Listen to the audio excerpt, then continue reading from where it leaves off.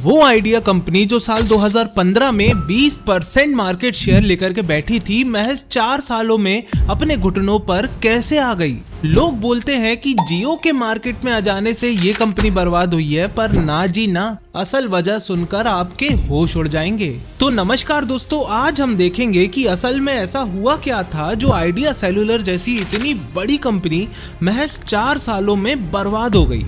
और दूसरों को कंपटीशन देना तो दूर की बात, आज ये बस मार्केट में जिंदा रहने के लिए संघर्ष कर रही है। तो अगर आप भी ये सोचते हो कि एक बार ब्रांड बड़ा बन जाए उसके बाद बिजनेस करना बहुत आसान है, तो ये वीडियो पूरा देखना।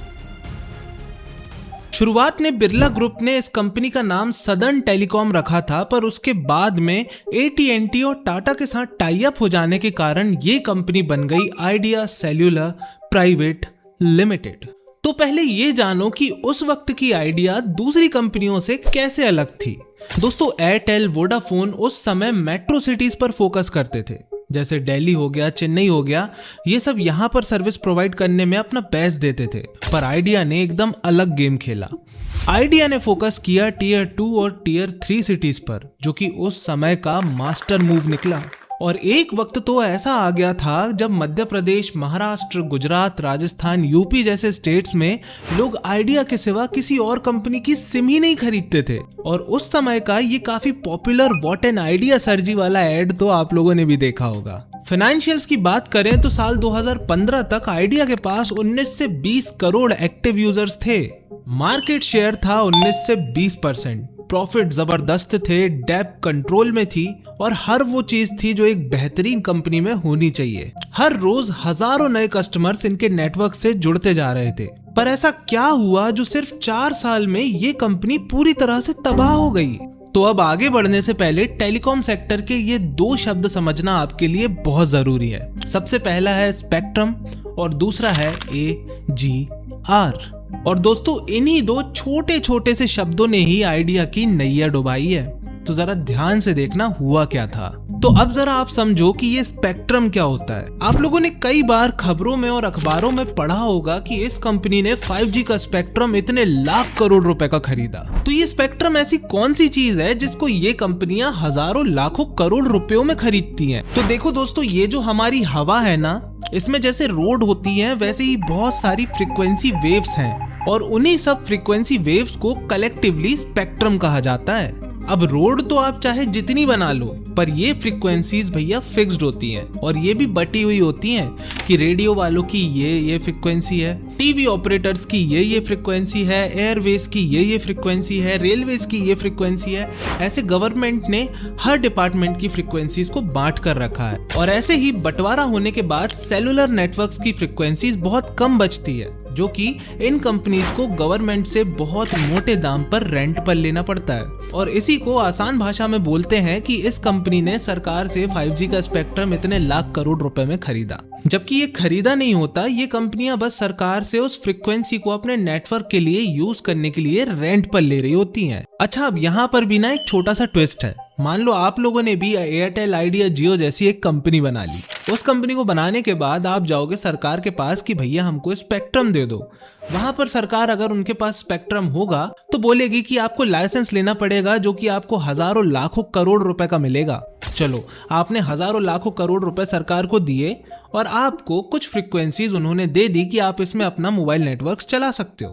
पर गवर्नमेंट यही नहीं रुकती। इसके बाद चाहिए होता है गवर्नमेंट को रेंट, कि भैया हमने आपको अपना स्पेक्ट्रम तो दे दिया, पर आप क्योंकि इसको यूज करके पैसा कमा रहे हो तो हमको चाहिए है आपसे रेंट, जो कि आपको AGR के रूप में देना पड़ेगा। और इसी रेंट को बोलते हैं AGR, और यही AGR ने आइडिया की नैया डुबाई है। वो कैसे, ये कहानी सुनो। सबसे पहले जानो कि AGR का फुल फॉर्म क्या होता है। दोस्तों, AGR का फुल फॉर्म होता है एडजस्टेड ग्रॉस रेवेन्यू। कुल मिलाकर के जैसे रॉयल्टी सिस्टम काम करता है, ये भी कुछ वैसे ही काम करता है कि आपने सरकार के स्पेक्ट्रम को यूज करके जो भी पैसा कमाया है उसका आपको सरकार को रेंट देना पड़ेगा। दोस्तों, 2001 तक इन कंपनीज को तकरीबन सरकार को 20% AGR देना पड़ता था, पर 2001 के बाद गवर्नमेंट ने इसे 20% से 12% कर दिया। और वो दिन इन टेलीकॉम कंपनीज के लिए बहुत बड़ा दिन था क्योंकि तकरीबन AGR एकदम आधा हो चुका था। 12% AGR चलते चलते आ गया साल 2013। साल 2013 में सरकार आई और बोली कि भैया हमको अब आपसे 12% भी नहीं, हमको आपसे बस 8% चाहिए। अब ये खबर सुन के कंपनियां बहुत खुश होने ही वाली थी कि इनको पता चला कि सरकार ने ये 8% सिर्फ इनने जो कॉल, डेटा और SMS से पैसा कमाया है उसका नहीं मांग रही है, सरकार मांग रही है पूरी कंपनी का 20%। देखो दोस्तों, जो आइडिया, एयरटेल जैसी बड़ी कंपनी होती है ना, ये सिर्फ एक सर्विस देकर के पैसा नहीं कमाती। ये लोग FD भी बनाते हैं, जमीन भी खरीदते बेचते हैं और भी शेयर मार्केट जैसी बहुत सारी जगहों पर अपना पैसा इन्वेस्ट करके वहां से भी अर्निंग करते हैं। तो 2013 से पहले तो सिर्फ आपने जो फ्रिक्वेंसी यूज करी है उसका आपको रेंट देना था, पर 2013 के बाद रेंट तो कम हुआ पर अब आपको अपनी हर तरीके की कमाई का 8% देना पड़ रहा था। और यहाँ ये कंपनियां बहुत नाराज हो गई। ये सभी मिलके डिपार्टमेंट ऑफ टेलीकम्युनिकेशंस के अगेंस्ट कोर्ट में चले गए और इन्होंने बताया कि भाई, जो पैसा हमने आपकी फ्रिक्वेंसीज को यूज किए बिना कमाया है उसका हम आपको 8% क्यों दें? इस पैसे को कमाने के लिए तो हमने आपकी कोई हेल्प भी नहीं ली और आप हमसे कह रहे हो इसका 8% भी दो। तो जब ये मैटर कोर्ट में गया तो कोर्ट ने कहा कि चलो, जब तक डिसीजन नहीं आता तब तक AGR को होल्ड पर लगा देते हैं। मतलब जब तक डिसीजन नहीं आ रहा आप AGR मत दो, जब डिसीजन आएगा तब देखा जाएगा कि आपको कितना AGR देना है और तब आप लोग AGR उस हिसाब से दे देना। चलो, यहाँ पर कंपनीज की एक बहुत बड़ी समस्या सॉल्व हुई और ऐसा करके इन कंपनीज की एक बहुत बड़ी परेशानी तो दूर हुई कि भाई, जब तक डिसीजन नहीं आ रहा तब तक तो जैसा चल रहा है काम वैसा चला सकते हैं। और ऐसे करके आ गया साल 2014 और इस वक्त हमारे आइडिया बाबू भी फूले नहीं समा रहे थे। बिजनेस टॉप क्लास चल रहा था, बड़े बड़े शहरों में नाम हो रहा था, टेलीकॉम के नाम पे एक दबदबा था। और इसी वक्त आइडिया ने 3 ऐसी बहुत बड़ी गलतियां कर दी जो कि इन्हें कंगाली की तरफ ले गई। Section 3, the fatal mistakes of idea.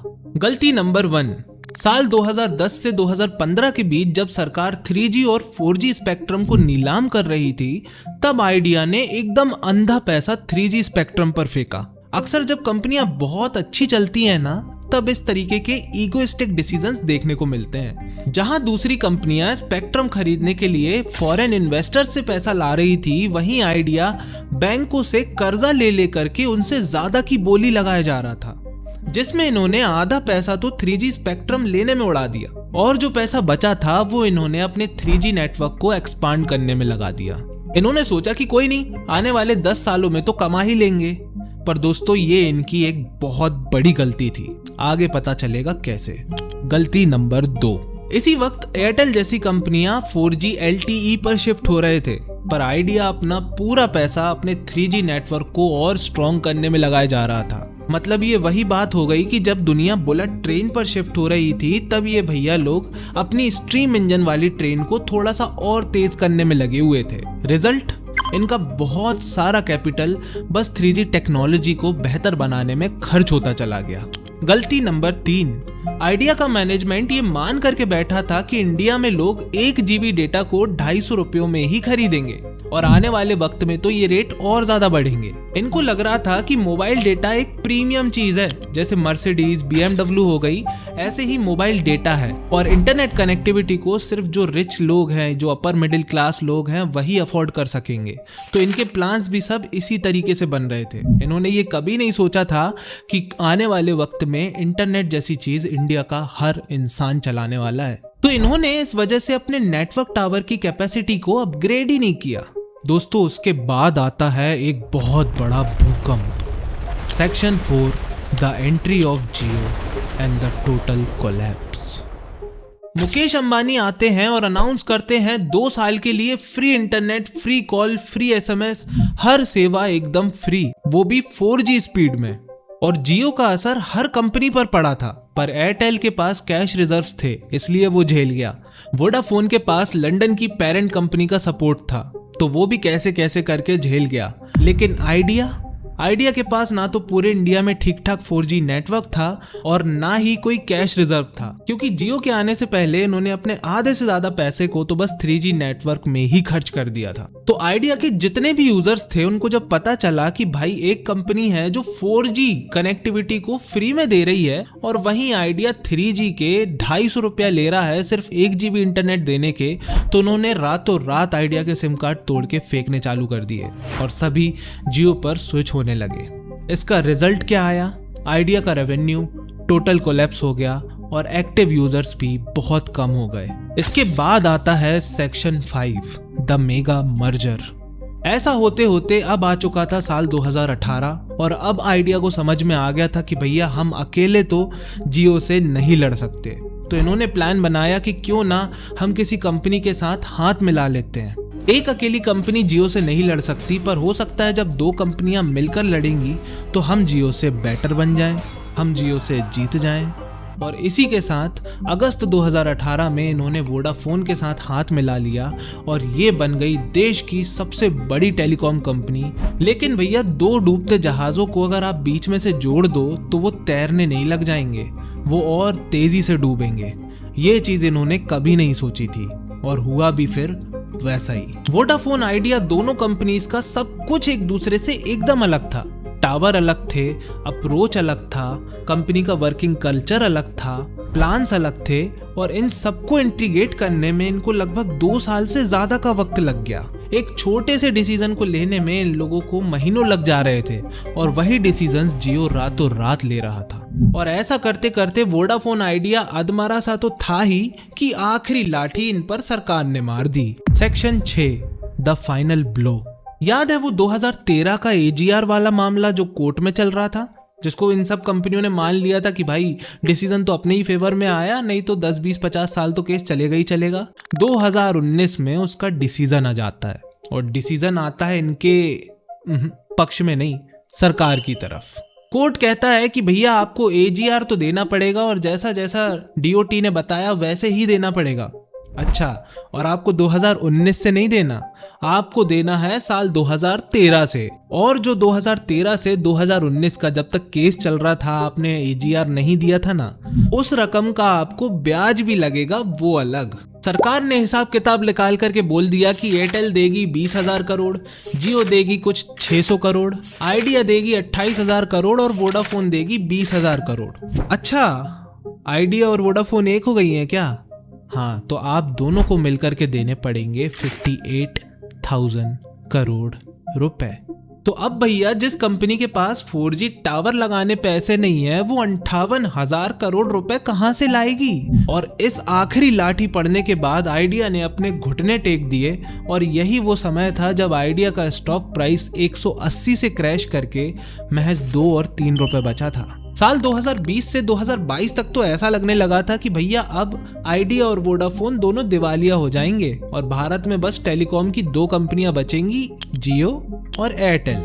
तो फिर ये कंपनी आज तक जिंदा कैसे है? सोचने वाली बात है ना। इसको तो 2022 में ही बर्बाद हो जाना था। Section 7, how बैरली idea survived. देखो दोस्तों, वोडाफोन आइडिया ने इस डिसीजन को देखने के बाद साफ साफ कोर्ट में इन्फॉर्म कर दिया था कि देखो भैया, हमारे पास इतने सारे पैसे नहीं हैं, आप लोग हमें दिवालिया घोषित कर दो और ये जो कंपनी है ना, इसको भी आप ही लोग रख लो, हम ऑफिशियली खत्म हो चुके हैं। और यहाँ पर सरकार को पता लग गया कि भैया अगर आइडिया डूब गई तो इंडिया में टेलीकॉम सेक्टर में बस डुओपोली बचेगी, जिसमें रिचार्ज के रेट आसमान तक चले जाएंगे और लोग परेशान होंगे। आइडिया ने बैंकों से हजारों लाखों करोड़ का कर्ज लेकर के रखा है। अगर आइडिया डूब गई तो इसके साथ साथ ये बैंक भी डूब जाएंगे, हजारों लोगों की नौकरियां चली जाएंगी और हम एक BSNL से तो परेशान हैं ही, एक और BSNL हमारे सर पर आ जाएगी। इसलिए साल 2021 में गवर्नमेंट ने टेलीकॉम रिफॉर्म्स अनाउंस किए, जिसमें AGR ड्यूज पर 4 साल की रोक लगा दी गई। कुछ पैसे के बदले सरकार ने वोडाफोन आइडिया में 33% की हिस्सेदारी ली। मतलब आज की तारीख में भारत सरकार खुद वोडाफोन आइडिया की सबसे बड़ी शेयर होल्डर है। मतलब जो कंपनी एक जमाने में प्राइवेट जायंट हुआ करती थी, आज वो बस सरकारी सहारे पर टिकी है। Section 8, current challenges and road ahead. तो अभी क्या सिचुएशन है, क्या वीआई वापस से कमबैक कर पाएगी? देखो दोस्तों, लाख कोशिशों के बाद आइडिया के पास अभी 3 सबसे बड़ी समस्याएं हैं। 5G रोल आउट में डिले हो गया है, हर रोज हजारों कस्टमर्स अभी भी वीआई को छोड़ करके पोर्ट करे जा रहे हैं, और कंपनी के सर पर बहुत बड़ा कर्जा है। तो अगर आप एक इन्वेस्टर हो और आइडिया का 7-8 रुपए का पेनी स्टॉक खरीदने का प्लान कर रहे हो तो ये पोर्शन बहुत ध्यान से देखना। देखो दोस्तों, अभी के वक्त में वोडाफोन आइडिया को कोई बचा सकता है तो वो है सिर्फ इलॉन मस्क, या इलॉन मस्क जैसा कोई बहुत पावरफुल आदमी जो सबसे पहले तो बहुत सारा पैसा लगा करके इनकी ये सब प्रॉब्लम्स दूर करे और फिर कंपनी को स्टैंड करा करके जियो और एयरटेल के अगेंस्ट कम्पीट करवाए। और जब तक कोई ऐसा आदमी आइडिया का हाथ नहीं थाम रहा है तब तक तो भैया फाइनेंशियल्स के हिसाब से कंपनी के लिए कोई होप नहीं है। तो इस सब से हमें सीखने को क्या मिलता है कि दोस्तों, लाख मर्जी आप मार्केट लीडर क्यों ना रहो, अगर वक्त के साथ आपने बदलाव नहीं किया तो उखाड़ करके फेंक दिए जाओगे। अच्छा, अगर आप अभी आइडिया के चेयरमैन होते तो कंपनी को वापस कमबैक कराने के लिए क्या करते? कमेंट में जरूर बताना। और दोस्तों, मैं मिलता हूं आपको ऐसी ही किसी केस स्टडी के साथ।